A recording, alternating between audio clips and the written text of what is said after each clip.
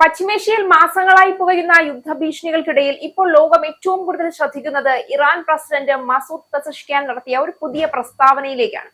Iran ആണവായുധം നിർമ്മിക്കുന്നില്ല എന്ന് ലോകത്തെ ബോധ്യപ്പെടുത്താൻ ഞങ്ങൾ തയ്യാറാണ് എന്ന അദ്ദേഹത്തിന്റെ വാക്കുകൾ മാസങ്ങളായി യുദ്ധത്തിന്റെ വക്കിൽ നിന്ന് പശ്ചിമേഷ്യയിൽ സമാധാനത്തിന്റെ ചെറിയൊരു സാധ്യത വീണ്ടും തുറക്കുന്നതായാണ് പലരും വിലയിരുത്തുന്നത്. എന്നാൽ അതോടൊപ്പം തന്നെ ഒരു വലിയ ചോദ്യവും ഉയരുന്നു. എന്തുകൊണ്ടാണ് ഇറാൻ ഇപ്പോൾ ഈ മൃദു സമീപനം സ്വീകരിക്കുന്നത്?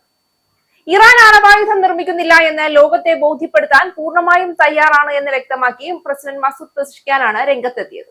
അമേരിക്കയുമായി നേരിട്ടുള്ള സമാധാന ചർച്ചകൾ പുനരാരംഭിക്കുന്നതിനെ കുറിച്ചുള്ള സൂചനകൾ പുറത്തുവരുന്നതിനിടെയാണ് ഇറാന്റെ ഭാഗത്തു നിന്നുള്ള ഈ സുപ്രധാന പ്രതികരണം ഉണ്ടായത്. തങ്ങളുടെ ആണവ പദ്ധതികൾ പൂർണ്ണമായും സമാധാനപരമായ ആവശ്യങ്ങൾക്ക് മാത്രമാണ് ഉള്ളതെന്ന് ഉറപ്പു നൽകിയ പ്രസിഡന്റ് അന്താരാഷ്ട്ര സമൂഹത്തിന്റെ ആശങ്കകൾ പരിഹരിക്കാൻ തയ്യാറാണെന്നും അറിയിച്ചു കഴിഞ്ഞു.